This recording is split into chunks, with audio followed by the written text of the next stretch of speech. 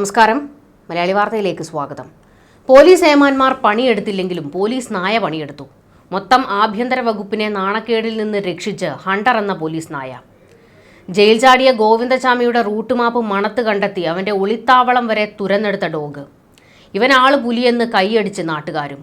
നീ ഞങ്ങളുടെ മാനം കാത്തെന്ന് ഹണ്ടറിനെ തൊഴുത് പോലീസുകാരും. സോഷ്യൽ മീഡിയയിൽ താരമാകുന്നത് ഈ പോലീസ് നായയാണ്. പോലീസിന്റെ കേണയൺ സ്ക്വാഡിലെ ബെൽജിയം മെലിനോയി വിഭാഗത്തിൽപ്പെട്ട ആൺനായ ഹണ്ടറാണ് ഇന്നലത്തെ താരം. ഗോവിന്ദചാമിയുടെ തലയണ മണത്ത് ജയിൽ മതിലിൻ്റെ അടുത്തുവരെ ഹണ്ടർ ഓടി.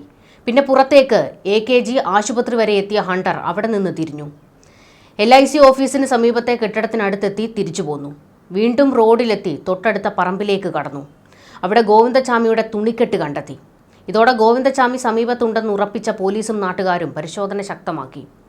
10:35 ഗോവിന്ദചാമിയെ തൊട്ടടുത്ത പറമ്പിലെ കിണറ്റിൽ കണ്ടെത്തുമ്പോൾ ഹണ്ടർ തൊട്ടടുത്ത പറമ്പിലുണ്ടായിരുന്നു.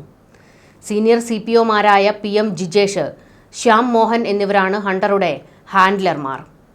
സീനിയർ CPO VS ഷെറിനും കൂടെ ഉണ്ടായിരുന്നു. ASIമാരായ ജെയ്സൺ ജോർജ്, PV ബാബുരാജ് എന്നിവരാണ് കേണയൺ സ്ക്വാഡിൻ്റെ ചുമതല വഹിക്കുന്നത്.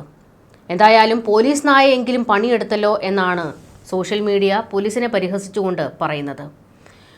പോലീസുകാർക്കെതിരെ വലിയൊരു വിമർശനവും അതുപോലെ തന്നെ ജനങ്ങൾ ഇളകാനും കാരണമായിരിക്കുന്നത് ഒരു കൊടും കുറ്റവാളിയാണ് ജയിൽ ചാടിയത്. അത്രത്തോളം പിഴവ് കണ്ണൂർ ജയിലിൽ ഉണ്ടായിട്ടുണ്ട് എന്നുള്ളത് വാസ്തവമാണ്. ഗോവിന്ദചാമി പുറത്തിറങ്ങിയ ആ സമയത്തിനുള്ളിൽ ഏകദേശം ഒരു 3 മണിക്കൂറോളം അയാൾ പുറത്തുണ്ടായിരുന്നു.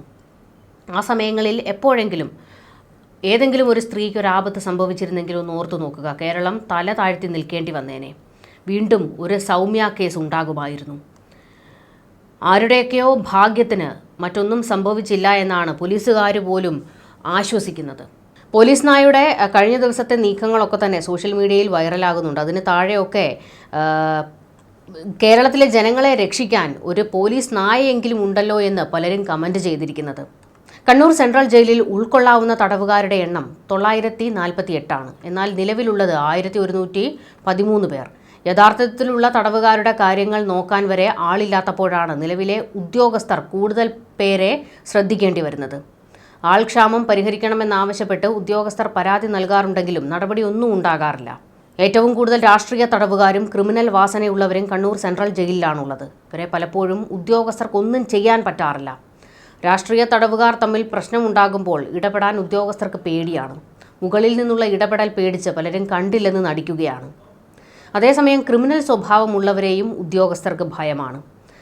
അതുകൊണ്ട് തന്നെയാണ് വിസർജ്യം ഉൾപ്പെടെ പോലീസുകാർക്ക് നേരെ ഈ പറയുന്ന ഗോവിന്ദചാമി ഉൾപ്പെടെയുള്ള കൊടും ക്രിമിനലുകൾ വലിച്ചെറിയുമായിരുന്നു. എന്നിട്ടും കയ്യും കെട്ടി നോക്കി നിൽക്കേണ്ട ഒരു ഗതികേടിലേക്ക് പോലീസ് എത്തി എന്നുള്ളതാണ് വാസ്തവം.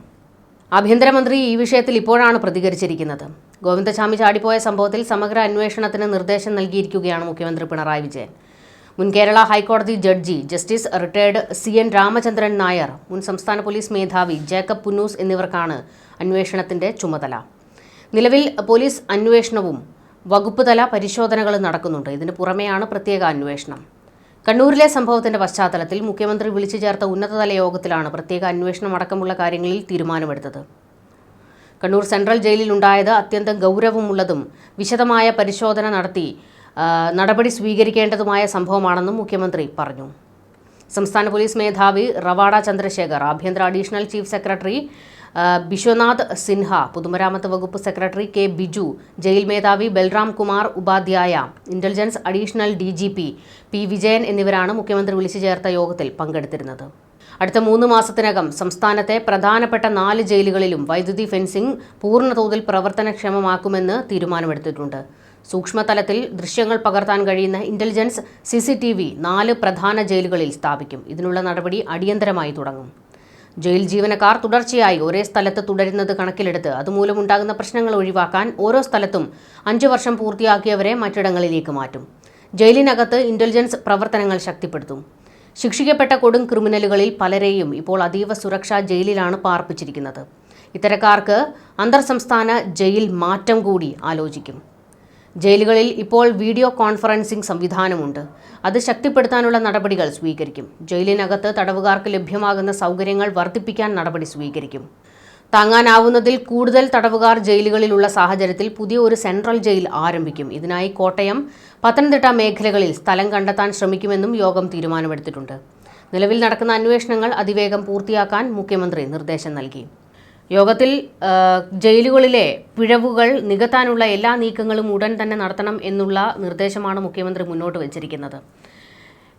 എന്തായാലും ഗോവിന്ദചാമി ജയിൽ ചാടിയതോടെ ജയിലുകളുടെ സുരക്ഷ വർദ്ധിപ്പിക്കാനുള്ള ഒരു തീരുമാനമുണ്ടായിട്ടുണ്ട്. ഇതുവരെ നോക്കുകുത്തിയായി നിന്നിരുന്ന സർക്കാർ വേണ്ടിയുള്ള ഒരു നീക്കം എന്തായാലും നടത്താൻ തയ്യാറായിട്ടുണ്ട് എന്നുള്ളത് ആശ്വാസം തരുന്ന വാർത്ത തന്നെയാണ്. ന്യൂസ് ഡെസ്ക് മലയാളി വാർത്ത.